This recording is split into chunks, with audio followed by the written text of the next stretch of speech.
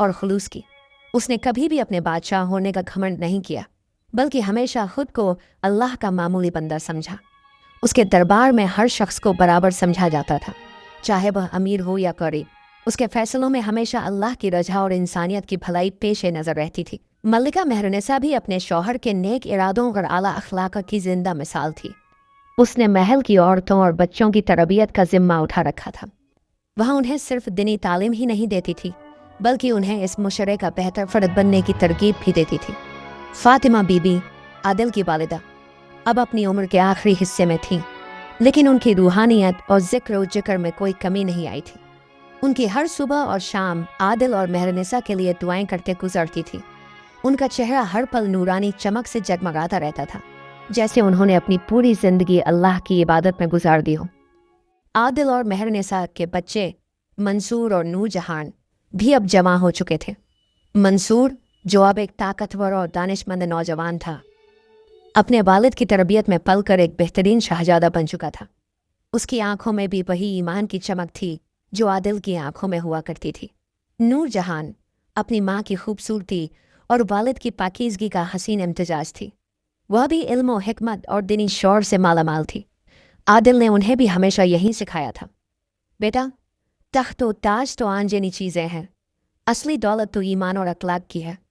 एक दिन बादशाह आदिल को खबर मिली, मुल्क के मगरिब का बादशाह जालिम खान उसके मुल्क पर हमला करने वाला है।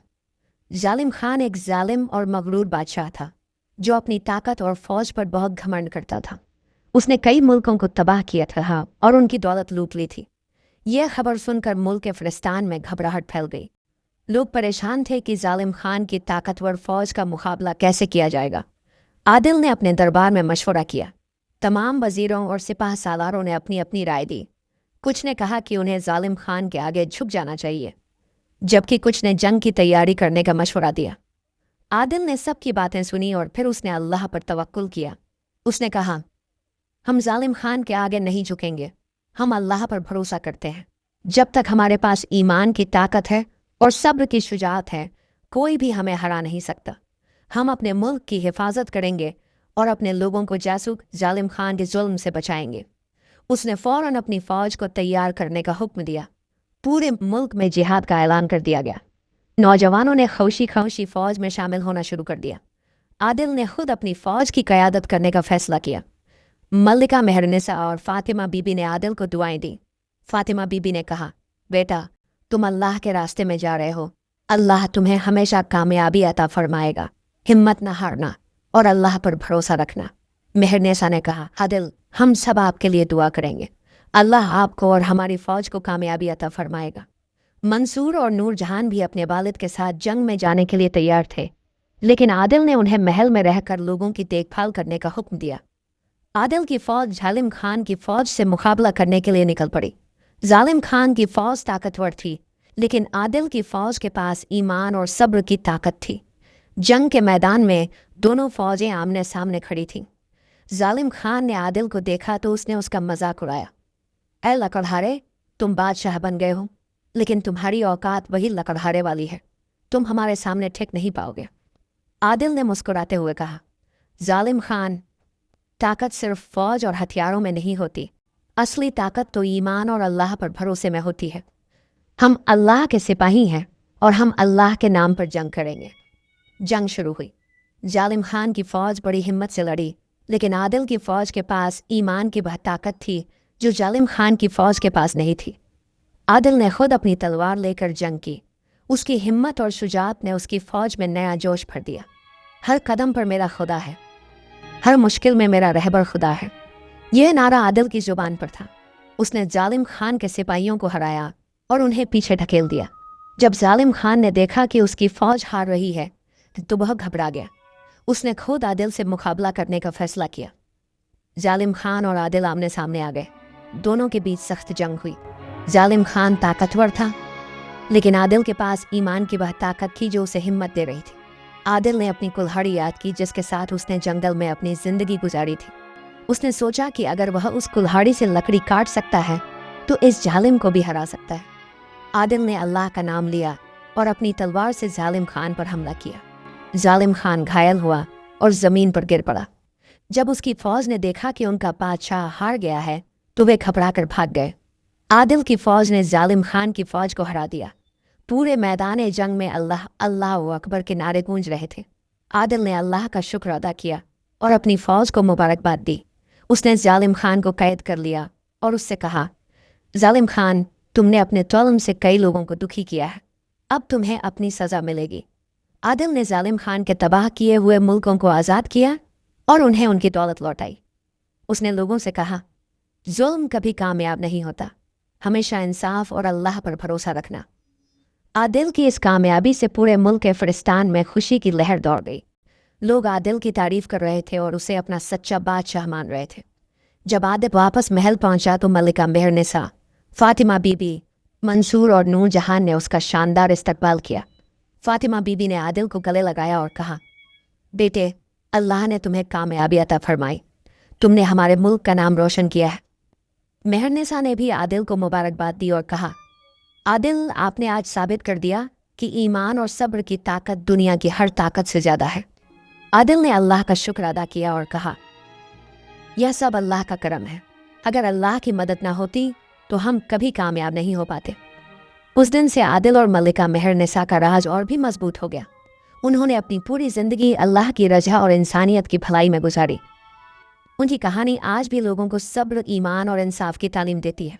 उनका राज एक मिसाल बन गया कि अगर इंसान अल्लाह पर मुकम्मल भरोसा रखे और सब्र करे तो वह हर मुश्किल को आसानी में बदल सकता है और हर कामयाबी हासिल कर सकता है।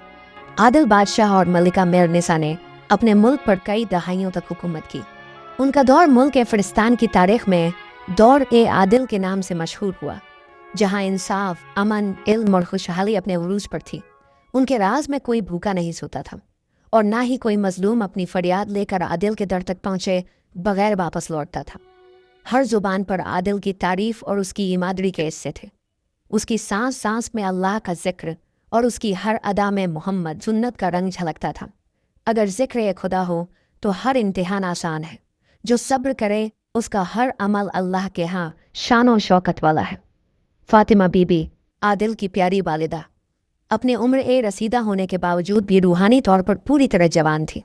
उनकी दुआएं आदिल और मेहरनिसा के लिए एक मजबूत ढाल थी। एक दिन बड़ी खामोशी और इत्मीनान के आलम में फातिमा बीबी ने अपनी आखिरी सांस ली। उनकी वफ़ात से पूरे मुल्क में गम का माहौल छा गया। आदिल और मेहरनिसा ने अपनी माँ को बड़े एहतराम के साथ दफनाया। दिल के लिए यह बहुत मुश्किल वक्त था क्योंकि उसकी माँ ही उसकी हिम्मत और उसके सब्र का वजह थी। लेकिन उसने अपनी माँ की तलकीन को याद रखा, सब्र करो बेटा, हर मुश्किल के बाद आसान है। वक़्त परिंदे की तरह उड़ता रहा। मंसूर, आदिल का बेटा, अब जवान हो चुका था और बादशाही के तमाम फ़राइज़ को समझ चुका था। उसकी अक्लमंदी और दिलेरी अपने वालिद से कम नहीं थी।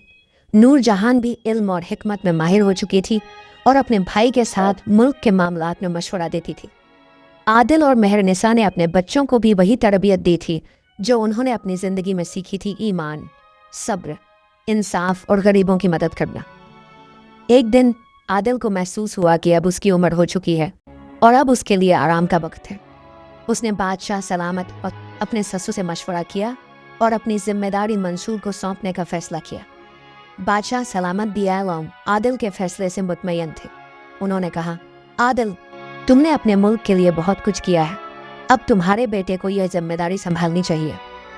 आदिल ने मंसूर को अपने पास बुलाया और उससे कहा, बेटा, अब यह तख्त और यह मुल्क तुम्हारी अमानत है, इसे इंसाफ और ईमान के साथ चलाना। कभी गरीबों को मत भूलना और हमेशा अल्लाह पर तवक्कुल रखना। याद रखना, बादशाहत सिर्फ हुकूमत करना नहीं है बल्कि लोगों की खिदमत करना है। मंसूर ने अपने वालिद के हाथों को चूमा और कहा, अब्बा जान, मैं आपके नक्शे कदम पर चलूँगा और आपकी तलकीनात पर अमल करूँगा। इंशाअल्लाह मैं आपको कभी मायूस नहीं करूँगा। एक शानदार तकरीब में आदिल ने मंसूर को मुल्क फिलिस्तीन का अगला बादशाह नामजद किया। पूरे मुल्क में खुशी की लहर दौड़ गई। लोग मंसूर को भी आदिल की तरह ही प्यार करते थे और उन्हें यकीन था कि वह भी अपने वालिद की तरह ही इंसाफ पसंद बादशाह साबित होगा।